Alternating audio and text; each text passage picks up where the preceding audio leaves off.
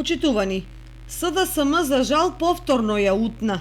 Чуда им се причинуваат на некој во локалното СДСМ, па на последната свечена седница видоа пари во спотовите изработени за добитниците на двете награди, и тоа на контото на телевизија Кочани, а пари на сметката на телевизија Кочани од никој и од никаде, од општината па ич.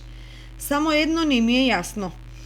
Како 4 години не видовте судир на интереси во општината и во Советот, каде советникот и заменик градоначалник Благој Цитновски изигруваше скриен газда на Канал 8, каде службеничката за односи со јавноста во општината Љубинка Ајтовска му е сопруга на формалниот собственик на истата телевизија и директор и главен и одговорен уредник Тони Ајтовски.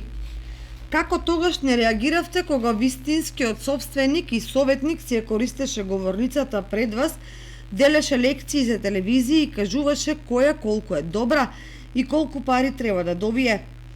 И во тангузија нема газдата сам да си гласа и дели пари на својата телевизија. Како граѓанин и како професионалец ве советувам, дајте издигнете се малку над провинцијалските оговарања.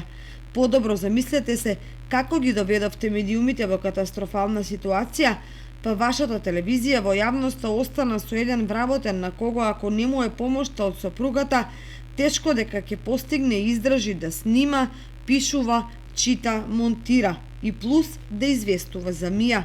Иако не знам дали и како помага ако цел ден е на работа во општината, откаде зема солидна плата.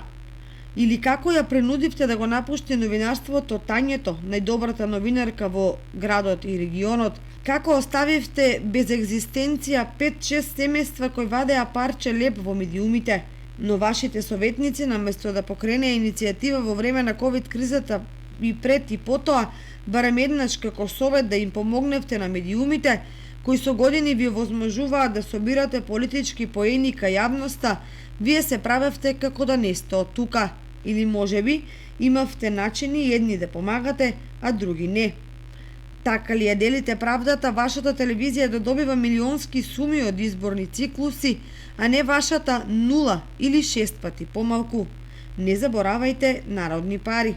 И да се знае дека општината побара од телевизија Кочани бесплатно да ги направи двата спота, бидејќи има опрема, камери, дрон, архива и е над 3 пати погледана според АВМУ.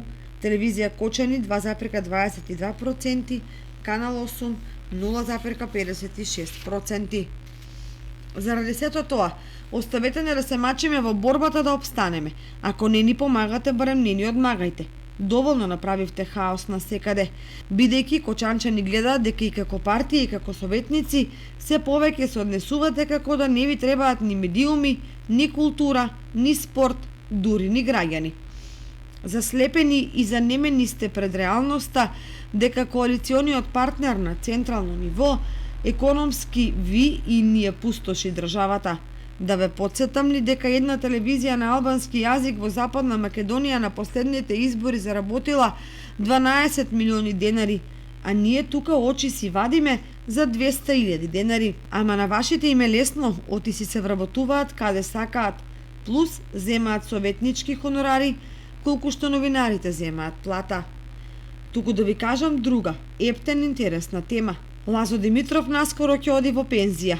Па видете, и таму нем нешто. Не знам што ќе ви одговорат ВМРО ДПМН и градоначалникот, ама знам дека вашиот надпартиски изборите ги загуби од вашите што седеа во Советот и си вработуваа. Друга работа е што човекот на функцијата почна да се снаоѓа во 4-та година од мандатот, па му остана потребно ветеното наместо во еден да треба да го реализира во 2 мандата, односно да остави друг да мора да го заврши започнатото. И како што гледате, за само 10 месеци во најголем дел се завршува. Стои во контрареакцијата од уредникот на телевизија Кочани Лазо Димитров.